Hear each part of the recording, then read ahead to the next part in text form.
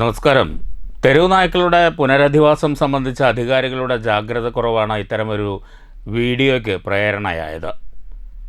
സ്വാഭാവികമായും സംസ്ഥാനത്തിൻ്റെ ഏതെങ്കിലും ഭാഗത്ത് വലിയ രീതിയിലുള്ള നായ്ക്കളുടെ ആക്രമണങ്ങൾ, ആർക്കെങ്കിലും ഗുരുതരമായി പരിക്കേൽക്കുക തുടങ്ങി, കുട്ടികളെ കടിച്ച് പരിക്കേൽപ്പിക്കുക തുടങ്ങിയ വലിയ പ്രശ്നങ്ങൾ ഉണ്ടാകുമ്പോൾ മാത്രമാണ് ഈ വിഷയം പ്രധാനമായും മാധ്യമങ്ങളുടെ ശ്രദ്ധയിൽ വരുന്നത്. വ്യാപകമായി ഇതുമായി ബന്ധപ്പെട്ട് തെരുവ് നായ്ക്കളുടെ നിർമ്മാർജ്ജനം സംബന്ധിച്ചൊക്കെ ചർച്ചകൾ ഉയർന്നു വരാറുള്ളത്. അത്തരത്തിലുള്ള നായ്ക്കളുടെ ആക്രമണം സംസ്ഥാനത്തിൻ്റെ ഏതെങ്കിലും ഭാഗങ്ങളിൽ നിന്ന് റിപ്പോർട്ട് ചെയ്യപ്പെടുമ്പോഴാണ്. കുറച്ച് ദിവസങ്ങളായി അത്തരം വാർത്തകളൊന്നും റിപ്പോർട്ട് ചെയ്യപ്പെടാത്തത് കൊണ്ട് തന്നെ ഇപ്പോൾ ഇതുമായി ബന്ധപ്പെട്ട ചർച്ചകൾ എവിടെയും നടക്കുന്നില്ല. പക്ഷേ നായ്ക്കൾ ഒരു വശത്ത് പെരുകുകയാണ്. തെരുവുകളിൽ പലയിടത്തും നായ്ക്കളെയും വ്യാപകമായി ചെറിയ നായ്ക്കുട്ടികളെയും, അത് വഴിയോരത്തൊക്കെ ഉപേക്ഷിക്കപ്പെടുന്ന 8-10 നായ്ക്കുട്ടികളിൽ പലതും വണ്ടികളൊക്കെ ഇടിച്ച് ചത്തുകിടക്കുന്ന സുഖകരമല്ലാത്ത കാഴ്ചകൾ, ഇതൊക്കെ നമുക്ക് കാണേണ്ടി വരുന്നു. തെരുവുകൾ വീണ്ടും നായ്ക്കളുടെ വിഹാര കേന്ദ്രമായി മാറുന്നു എന്നുള്ളതിൽ യാതൊരു സംശയവുമില്ല. ഇരുചക്ര വാഹനം ഓടിക്കുന്നവർക്ക് മുന്നിലേക്ക് നായ്ക്കൾ ചാടി അപകടങ്ങളുണ്ടായി പരിക്കേൽക്കുന്നതും ഒക്കെ ഒറ്റപ്പെട്ട സംഭവങ്ങളായി ഇപ്പോഴും പല പ്രദേശങ്ങളിലും നിലനിൽക്കുന്നുണ്ട്.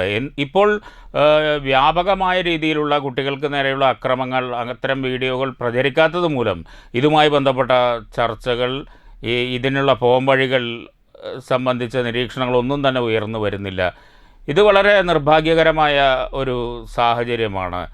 ഒരു വിഷയത്തിന് ശാശ്വത പരിഹാരമുണ്ടാക്കാൻ, എന്തെങ്കിലും പ്രശ്നങ്ങൾ വരാനായി കാത്തിരിക്കേണ്ട സാഹചര്യമാണ് പല കാര്യങ്ങളിലും കേരളത്തിൽ നമ്മൾ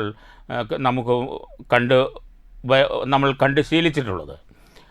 ഇതിൽ മാറ്റം സ്വാഭാവികമായും വരണം. ഇത് ഒരു പ്രധാനപ്പെട്ട ABC പോലുള്ള പ്രോഗ്രാമുകളൊക്കെ നായ്ക്കളെ വന്ധ്യംകരിച്ചുകൊണ്ട് ഇവയുടെ വ്യാപനം കുറയ്ക്കാൻ കഴിയും എന്നുള്ള നിരീക്ഷണങ്ങളൊക്കെ, അത്തരം പദ്ധതികളൊക്കെ വലിയ രീതിയിൽ പാളിയിട്ടുണ്ട് എന്നുള്ളത് വ്യക്തമാണ്.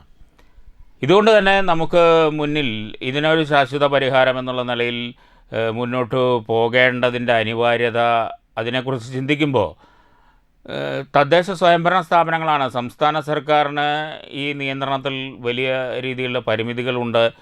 അതുപോലെ തന്നെ മറ്റ് ഭരണകേന്ദ്രങ്ങൾക്കുമൊക്കെ ഉള്ള പരിമിതികൾ നമുക്ക് അറിയാം. സ്വാഭാവികമായും തദ്ദേശ സ്വയംഭരണ സ്ഥാപനങ്ങളാണ് അതത് പ്രദേശങ്ങളിലെ തെരുവ് നായ്ക്കളുടെ വ്യാപനം തടയുന്നതിൽ ജാഗ്രത പാലിക്കേണ്ടത് എന്നുള്ള കാര്യത്തിൽ യാതൊരു സംശയവുമില്ല. തദ്ദേശ സ്വയംഭരണ സ്ഥാപനങ്ങൾക്ക് ഏത് രീതിയിൽ തെരുവ് നായ്ക്കളുടെ വ്യാപനം തടയാൻ കഴിയും, അല്ലെങ്കിൽ തെരുവ് നായ്ക്കളുടെ സംരക്ഷണം ഉറപ്പുവരുത്തിക്കൊണ്ട് തെരുവുകളിൽ ഒരു ശല്യമായി നായ്ക്കൾ വിലസുന്നത് തടയാൻ അതാത് പ്രാദേശിക ഭരണകൂടങ്ങൾക്ക് ഏതറ്റം വരെ പോകാൻ കഴിയും എന്നുള്ളതാണ് നമുക്ക് മുന്നിലെ ചോദ്യം. ഈ ചോദ്യത്തിനുള്ള ഉത്തരം എന്ന് പറയുന്നത് തദ്ദേശ സ്വയംഭരണ സ്ഥാപനങ്ങളുടെ പദ്ധതികൾക്ക് അംഗീകാരം ലഭിക്കണമെങ്കിൽ ഇത്തരത്തിൽ ജനങ്ങൾക്ക് ഭീഷണിയായ തെരുവ് നായ്ക്കളുടെ വ്യാപനം തടയുന്നതുമായി ബന്ധപ്പെട്ട ഫലപ്രദമായ ഇടപെടലുകൾ അതാത് തദ്ദേശ സ്വയംഭരണ സ്ഥാപനങ്ങളുടെ ഭാഗത്തുനിന്ന് നിർബന്ധമായും ഉണ്ടായിരിക്കണമെന്നൊരു വ്യവസ്ഥ മുന്നോട്ട് വയ്ക്കുകയാണെങ്കിൽ മാത്രമായിരിക്കും ഒരുപക്ഷെ തദ്ദേശ സ്വയംഭരണ സ്ഥാപനങ്ങൾ, നഗരസഭകളാകട്ടെ ഗ്രാമപഞ്ചായത്തുകളാകട്ടെ, ഈ ഒരു വിഷയത്തിൽ വളരെ ജാഗ്രതാപൂർണമായ നടപടികളിലേക്ക് കടക്കാൻ തയ്യാറാവുക എന്നാണ് ഞാൻ കരുതുന്നത്.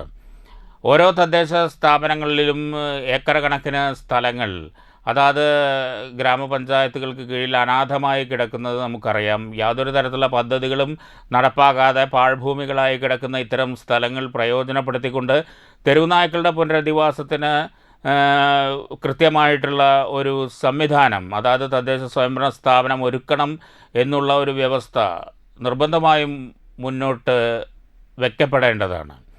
അത് ചുറ്റുമതിൽ കെട്ടി സംരക്ഷിച്ച ഒരു നിശ്ചിത സ്ഥലത്ത് നായ്ക്കളെ പുനരധിവസിപ്പിക്കുകയും ഇത്തരത്തിൽ ആളുകൾക്ക് നായ്ക്കുട്ടികളെ വഴിയോരത്ത് കൊണ്ടുപോയി കളയുന്നവർക്ക് പഞ്ചായത്തിന് കീഴിലുള്ള ഒരു നിശ്ചിത സ്ഥലത്ത് ഇത്തരത്തിലൊരു പുനരധിവാസ കേന്ദ്രമുണ്ടെങ്കിൽ അവിടെ നായ്ക്കളെ കൊണ്ടുപോയി ഉപേക്ഷിക്കാൻ കഴിയുന്ന ഒരു സാഹചര്യം കൂടി ഉണ്ടാകണം. ഒരു പട്ടി പ്രസവിക്കുമ്പോൾ നായ്ക്കുട്ടികളൊക്കെ ഉണ്ടായെന്ന് വരും. അവയൊക്കെ പാടെ വളർത്താനുള്ള ബുദ്ധിമുട്ട് കണക്കിലെടുത്താണ് പലരും ചിലപ്പോൾ ഇത്തരം കുട്ടികളെ വഴിവക്കത്തൊക്കെ കളയുന്നത്. അവറ്റയിൽ അതിജീവിച്ച് പോകുന്നവയാണ് ഭാവിയിൽ ജനജീവിതത്തിന് ഭീഷണിയാവുന്ന രീതിയിൽ വളർന്നു വന്ന് ഇത്തരത്തിൽ അക്രമകാരികളായ തെരുവ് നായ്ക്കളൊക്കെ ആയിട്ട് മാറുന്നത്. മാത്രമല്ല, തെരുവിൽ പ്രസവിക്കുന്ന പട്ടികളുടെ കുഞ്ഞുങ്ങളെയും ഇത്തരത്തിലുള്ള പുനരധിവാസ കേന്ദ്രത്തിലേക്ക് കൃത്യമായി ചുറ്റുമതിൽ കെട്ടി സംരക്ഷിക്കുന്ന ഒരു കേന്ദ്രത്തിലേക്ക് മാറ്റുകയാണെങ്കിൽ അതിനുള്ള സംവിധാനം എത്രയോ ലക്ഷക്കണക്കിന് രൂപ പല പദ്ധതികൾക്കുമായി ചെലവഴിക്കുന്നതാണ്. ഇത്തരം പദ്ധതികൾക്കാകട്ടെ ആ ഗ്രാമത്തിൽ ജനങ്ങളുടെ ഭാഗത്തു നിന്നുള്ള സഹകരണം, പൊതുജന പങ്കാളിത്തത്തോടു കൂടി നടപ്പാക്കാൻ കഴിയുന്ന ഒരു പദ്ധതിയായിരിക്കും അത്. അതെങ്ങനെ നടപ്പാക്കണമെന്ന് വെച്ച് കഴിഞ്ഞാൽ ഒരു ചുറ്റുമതിൽ കെട്ടി നായ്ക്കൾ പുറത്തു പോകാത്ത രീതിയിലുള്ള കൃത്യമായ സുരക്ഷാ സംവിധാനങ്ങളോടുകൂടി ഒരു പ്രദേശത്തെ തിരിച്ച് മാറ്റുകയും ആ പ്രദേശത്ത് ഇത്തരത്തിൽ നായ്ക്കളെ അവിടെ നിക്ഷേപിച്ചു കഴിഞ്ഞാൽ, നായ്ക്കുട്ടികളെ അവിടെ എത്തിച്ചു കഴിഞ്ഞാൽ അവയ്ക്ക് ഭക്ഷണം കൊടുക്കുക എന്നുള്ളതൊരു പ്രധാനപ്പെട്ട കാര്യമാണ്.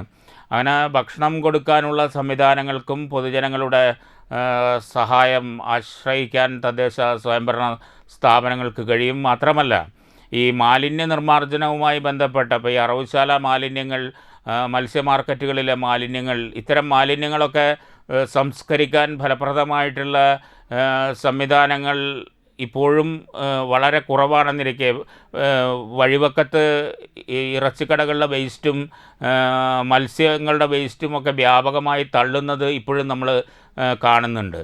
ഇത്തരത്തിൽ ഇറച്ചിക്കടകൾ ഒരു തദ്ദേശ സ്വയംഭരണ സ്ഥാപനങ്ങളിൽ നിരവധി കടകളുണ്ടായിരിക്കും. ആ കടകളിൽ നിന്നുള്ള വേസ്റ്റുകൾ ഇത്തരത്തിലുള്ളൊരു സ്ഥലത്ത് എത്തിച്ച് അത് പച്ചയായിട്ടല്ലാതെ ഒരു 1-2 പേർക്ക്, അതിപ്പോൾ കുടുംബശ്രീയുടെയോ അല്ലെങ്കിൽ മറ്റേതെങ്കിലും സംവിധാനങ്ങളിൽ നിന്നോ ഇത്തരത്തിൽ മൃഗപരിപാലനത്തിന് താല്പര്യമുള്ള ആളുകളെ തിരഞ്ഞെടുത്തുകൊണ്ട് അവർക്ക് ഒരു 3-4 പേർക്ക് ജോലി നൽകാൻ കഴിയുന്ന ഒരു സംവിധാനം കൂടിയായി ഇതിനെ വളർത്തിയെടുക്കാൻ കഴിയും.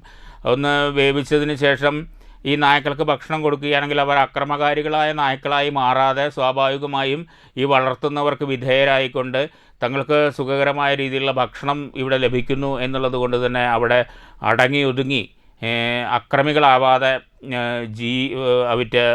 ജീവിക്കുന്നൊരു സാഹചര്യം സൃഷ്ടിക്കാൻ കൂടി ഇത്തരമൊരു പ്രവർത്തനത്തിലൂടെ കഴിയും. അതിന് ഞാൻ ആദ്യം സൂചിപ്പിച്ചതുപോലെ തദ്ദേശ സ്വയംഭരണ സ്ഥാപനങ്ങളാണ് ഇതിന് പ്രധാനമായും മുന്നിട്ടിറങ്ങേണ്ടത്. ഇത് ജനങ്ങളുടെ പൊതുജന പങ്കാളിത്തത്തോടു കൂടി നടപ്പാക്കാൻ കഴിയുന്ന പദ്ധതിയാണ്. നാളുകളിൽ ആരെയെങ്കിലും തെരുവ് നായ്ക്കൾ ആക്രമിക്കുമ്പോൾ ഉയർന്നു വരുന്ന വിലാപങ്ങൾ, ആ വിലാപങ്ങൾ ഭാവിയിൽ ഉണ്ടാവാതിരിക്കുന്നതിനുള്ള ശാശ്വതമായൊരു സംവിധാനമായി നമുക്ക് ഇതിനെ മാറ്റിയെടുക്കാൻ കഴിയും. സൂചിപ്പിച്ചതുപോലെ തെരുവ് നായ്ക്കളുടെ വ്യാപകമായി തെരുവുകളിലൂടെ അലഞ്ഞു തിരിയുന്നത് തടയാൻ കഴിയും. മാലിന്യ നിർമ്മാർജ്ജനവുമായി ബന്ധപ്പെട്ട ഒരു ചുവടുവെപ്പ് കൂടിയായിരിക്കും ഇത്. ഏതാനും പേർക്ക് തൊഴിൽ നൽകാൻ കഴിയുന്ന, മൃഗസ്നേഹികളായ ചിലർക്ക് തൊഴിൽ നൽകാൻ കഴിയുന്ന ഒരു സംവിധാനം കൂടിയായും തദ്ദേശ സ്വയംഭരണ സ്ഥാപനങ്ങൾക്ക് ഇതിനെ പ്രയോജനപ്പെടുത്താം.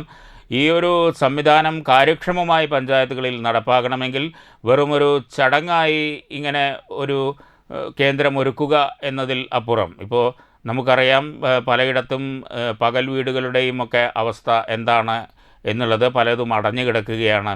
അങ്ങനെ ഒരു ചടങ്ങായി കുറേ ഫണ്ട് ചെലവഴിക്കാനുള്ള ഒരു സംവിധാനം മാത്രമായി ഇതിനെ മാറ്റിയെടുക്കാതെ പൊതുജനങ്ങളുടെ സുരക്ഷയ്ക്ക് വേണ്ടി കാര്യക്ഷമമായി ഇടപെടുന്ന ഭരണകൂടത്തിൻ്റെ വളരെ ജാഗ്രതാപൂർണമായൊരു നീക്കമായി ഭാവിയിൽ ഇത്തരമൊരു നീക്കം വിലയിരുത്തപ്പെടണമെങ്കിൽ അതിന് ആത്മാർത്ഥതയോട് കൂടിയിട്ടുള്ള പ്രവർത്തനങ്ങളാണ് അനിവാര്യം. അതിന് തദ്ദേശ സ്വയംഭരണ സ്ഥാപനങ്ങൾ മുന്നിട്ടിറങ്ങണം. അങ്ങനെ മുന്നിട്ടിറങ്ങണം എന്നുണ്ടെങ്കിൽ ഞാൻ സൂചിപ്പിച്ചതുപോലെ തന്നെ പൊതുവായിട്ടുള്ള പദ്ധതിയുമായി ബന്ധപ്പെട്ട് അതിനുള്ള അംഗീകാരങ്ങൾക്ക് വേണ്ടി ഇത്തരത്തിൽ ഒരു ഉപപദ്ധതി നിർബന്ധമായും നടപ്പാക്കണമെന്നുള്ള നിർദ്ദേശം സംസ്ഥാന സർക്കാർ നൽകുകയാണെങ്കിൽ, ഗ്രാമസഭകളിൽ ഇതിന് അംഗീകാരം ലഭിക്കുകയാണെങ്കിൽ അത് ക്രിയാത്മകമായി നടപ്പാക്കാൻ തദ്ദേശ സ്വയംഭരണ സ്ഥാപനങ്ങൾക്ക് കഴിയും. ഇത് ജനങ്ങളുടെ പക്ഷത്തു നിന്നുള്ള ഒരു പദ്ധതിയായി ഭാവിയിൽ വിലയിരുത്തപ്പെടും എന്നുള്ളതിൽ യാതൊരു സംശയവുമില്ല. നമുക്ക് ജാഗ്രതയോടുകൂടി മുന്നോട്ട് പോവുകയാണെങ്കിൽ ഭാവിയിൽ വിലപിക്കേണ്ട ഒരു അവസ്ഥ ഉണ്ടാവുകയില്ല എന്നുള്ളതാണ് ഞാൻ വിശ്വസിക്കുന്നത്. നമസ്കാരം.